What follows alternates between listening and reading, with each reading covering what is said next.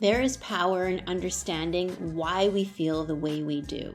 So in today's episode, let's talk about the neuroscience of jealousy, only here on the People Scientist podcast.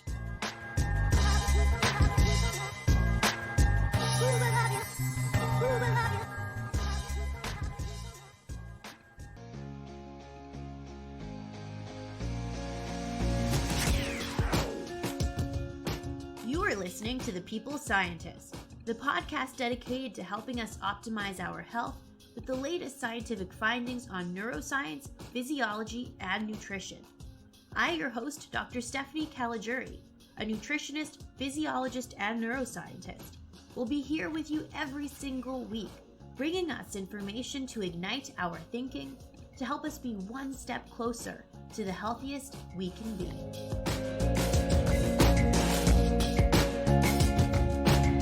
Hello, my People Scientist Army, and welcome back to the People Scientist podcast for episode 105. 105 episodes. I feel like this is another great mini milestone. Every week on this podcast, it is my goal to teach us all something new so that we can become a little bit smarter and maybe a little bit healthier with every episode. How are you doing today? Thank you for inviting me into your day. I often think about what you might be doing as you are listening to this show. Are you at work? Are you on your commute somewhere? Perhaps doing your laundry? Recently, some of you told me that you would be listening to the podcast while on a road trip, which I think is so cool that you are taking me with you on your road trip. So thank you for that. Now, I wanted to take a little side note and say that I'm going to change things up a little bit on the podcast. During the summer months, I've noticed that the number of listens drops down quite a bit, probably because we are all enjoying our time outdoors, doing fun activities. So I will be taking a bit of a holiday, so to speak, from the podcast. But not to worry, I will still be posting content on my social media pages like Instagram, Twitter, Facebook, LinkedIn, and TikTok, even though I won't be producing podcast episodes for a bit. I think some quick tidbits of information on social media will be a more convenient avenue for me to share some scientific evidence with all of you over the summer months as we are out and about a little bit more. But not to worry, I will still be doing the podcast. So next week is Memorial Day weekend, so I was planning on taking a break from the podcast between Memorial Day and the 4th of July. So I plan to come back here for episode 106 on July 11th. So if you don't already follow me on social media, perhaps consider doing so you can get your insights from the People Scientist during the month of June as I take a break from the podcast. So now that I have given you a little update, what are we talking about today? I thought it would be super interesting to talk about the neuroscience of jealousy. Jealousy is such a complex emotion. Sometimes it is viewed as feeling good or motivating, or that it can cause stress and negative emotions.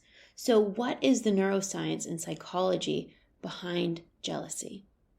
Let's find out. So as we always do, let's start off with some core takeaways. It has been said by many experts that jealousy is the least studied emotion, that we do not have a very good understanding or study of it. From what we know, it is thought that jealousy arises from having a threatened self-esteem and having a threatened social bond. So if something or someone may cause our self-esteem to decrease, this could induce a feeling of jealousy. If someone or something threatens our valued relationships, this could induce a feeling of jealousy. So, is jealousy something out of our control? Is it in the hands of our genetics and evolution? Or is jealousy a learned and conditioned response that we developed throughout our life? I personally think, based on the evidence, that our initial feeling of jealousy is somewhat rooted in our survival mechanisms as a result of our neurochemicals. But how we respond to that feeling of jealousy, our secondary emotion, I think that is a learned, conditioned choice. Often our secondary emotion or response to jealousy is anger, aggression, whether that be physical aggression or social aggression or sadness. But what scientists haven't really talked about is how we may use jealousy to fuel us. why don't we surround ourselves with people that are better than us at particular things? If we feel jealous or threatened by that, let's use that as a motivation to be better. I think it is possible to condition ourselves to that we can choose to recondition ourselves. If we experience a pang of jealousy, we could choose to make ourselves better for it rather than bring ourselves and others down.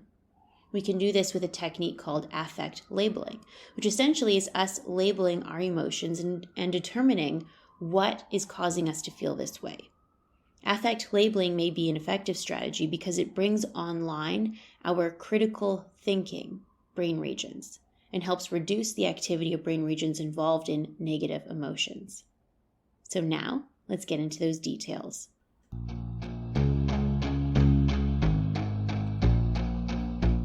Our emotions are thought to exist because they serve some adaptive or survival purpose. That is, emotions are designed to increase the success of us being able to meet a specific challenge, for us to be able to survive. Like we may express happiness when we are around our friends and family that support us. That feeling of happiness is a result of dopamine being released in brain reward regions of our brain.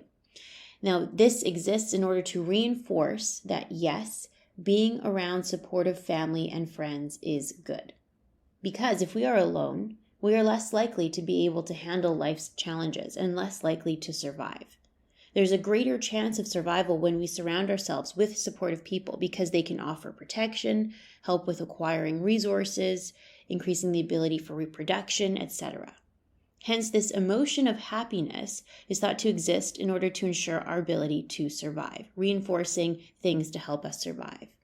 In contrast, negative emotions exist in order to prevent us from being exposed to something bad, from deterring us from a situation.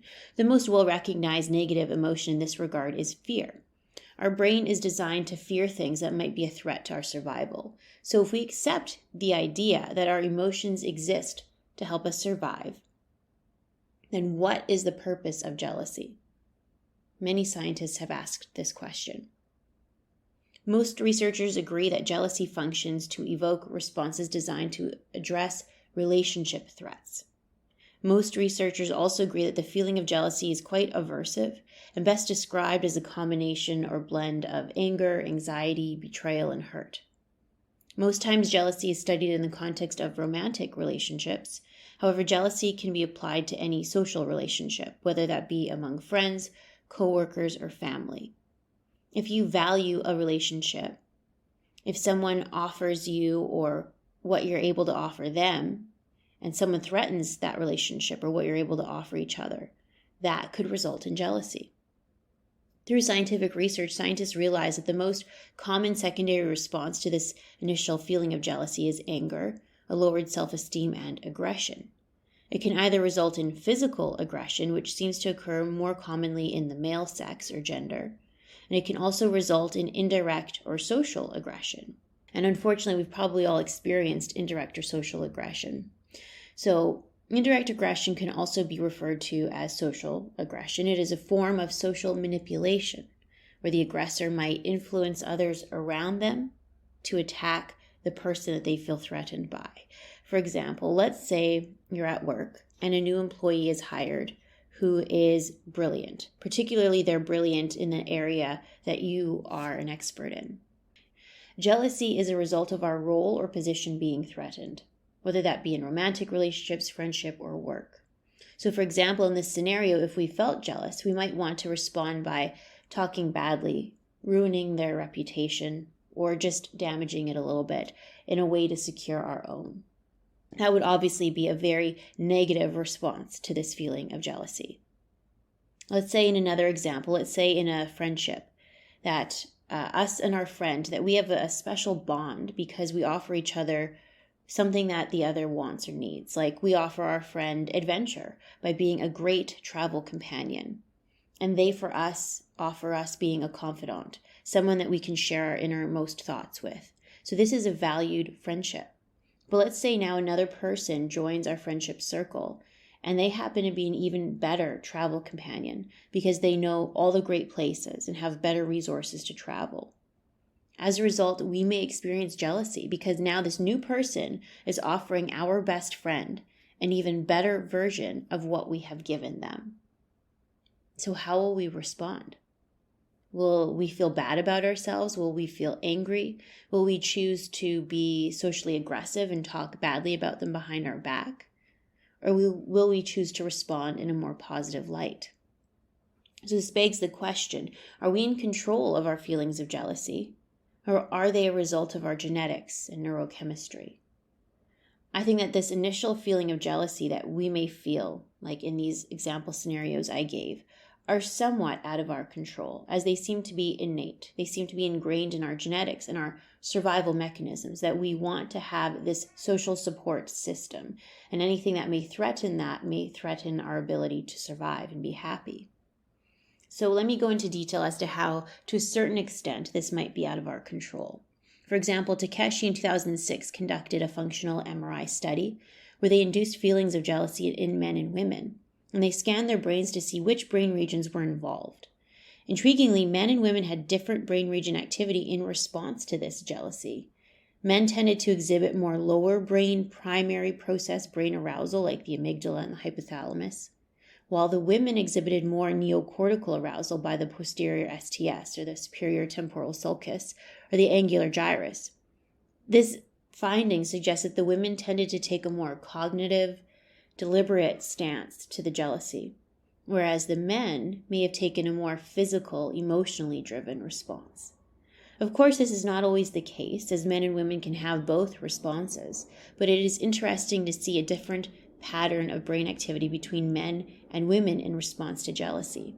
Does this potentially explain why men are more likely to exhibit physical aggression, whereas women are more likely to exhibit social indirect aggression? Perhaps. The scientists suspect that these differences exist because men may innately exhibit mate guarding, whereas females exhibit jealousy due to social investment, or the amount of time and effort that they put into a relationship. We also have an understanding in the neuroscience of jealousy based on, sadly, patients who have had brain injuries. For example, Richardson in 1991 described morbid jealousies from right hemisphere brain damage. Following diffuse stroke-induced brain damage, individuals exhibited sustained beliefs and accusations that their spouses or sexual partners were being unfaithful, although they had not exhibited jealousy or paranoid personality traits prior to that accident, injury, or stroke. So with studies such as this, we have an understanding that our brain, whether we are male or female, or our genetics, it could potentially determine our feelings of jealousy. And even though I think that this is true, that our feelings of jealousy are somewhat out of our control, that they are innate survival mechanisms, that how often we may feel jealous can be up to us. For example, Arnacki published an interesting study in 2012 in the journal Personal Relationships. The scientists had surveyed 528 women in romantic relationships. The scientists asked the women how often they compare themselves and their attractiveness to others, their emotions in their relationships, their feelings of jealousy, their aggression toward their partner, etc. The scientists learned that the more the women compared themselves to other women, the more social aggression they showed toward their partner and others. So simply put, if we feel jealous often, perhaps we can consider how often we compare ourselves to others and realize that this comparison is fueling our jealousy and aggression.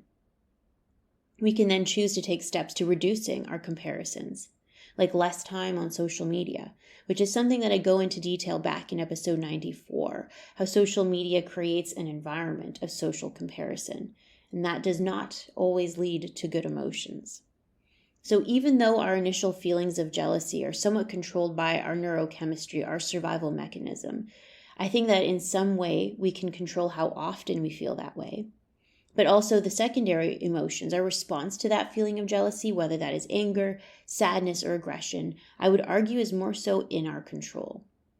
How we respond to jealousy is likely a result of our upbringing, our life experience, our self-esteem, how much we value that relationship, and how secure we feel in that relationship. But I think that we can condition ourselves to respond positively to that feeling of jealousy.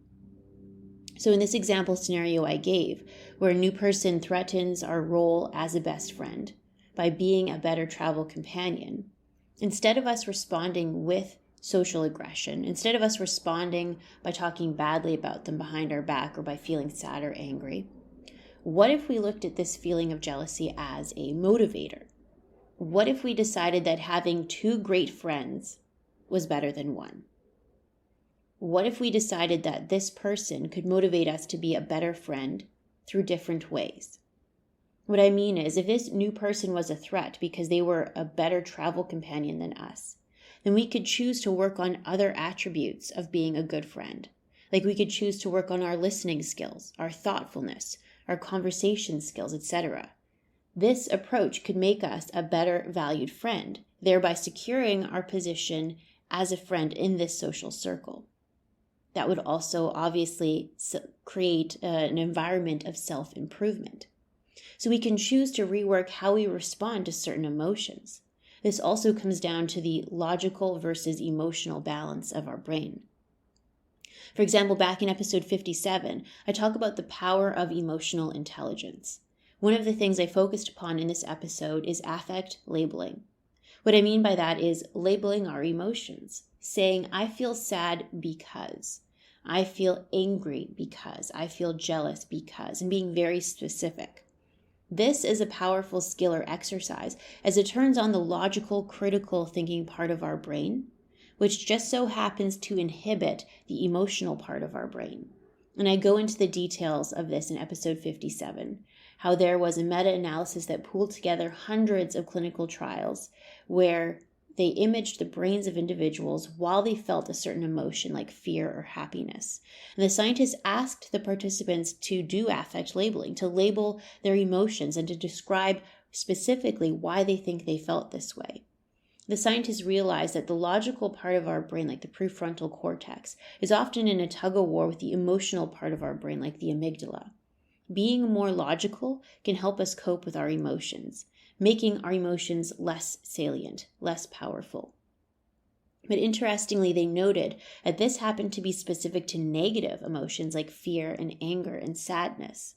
However, if we label our positive emotions, like I feel happy because, it actually tends to do the opposite and enhance those positive emotions. Like the concept of gratitude, making us stop and think about what makes us happy can make us happier. But if we stop and think about why we might feel sad, that could make us feel less sad. So it's a win-win situation. So the reason I bring up affect labeling from episode 57 is because this technique may help us cope with our feelings of jealousy. If we stop and ask ourselves, do I feel jealous? And what is making me feel jealous? Why do I feel jealous? Then if we can stop and think how we can act in this scenario for the best outcome. So for example, instead of talking badly about this person behind our back because they're a threat to us, let's embrace what they bring to the group and make ourselves better in other facets of our life. When I was reading about the neuroscience of jealousy, scientists have put a lot of emphasis on jealousy resulting in negative behaviors like aggression. But rather than focus upon that aspect of jealousy, I really would like to focus on the potential upside. Can we look at it as a way to be better? For example, have you heard of this saying, you never want to be the smartest person in the room? Because if you are the smartest person in the room all the time, who is challenging you? Who is your role model? Who is your goal? Who are you going to learn from? Who is pushing you to be better? So if we come across someone that we perceive as better than us in some form, jealousy as an innate response may occur. But what we choose to do with that emotion, I think, to a certain extent, is our choice.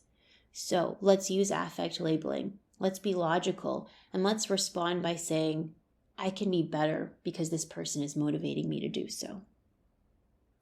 So that is a wrap, my people scientist army, the neuroscience of jealousy.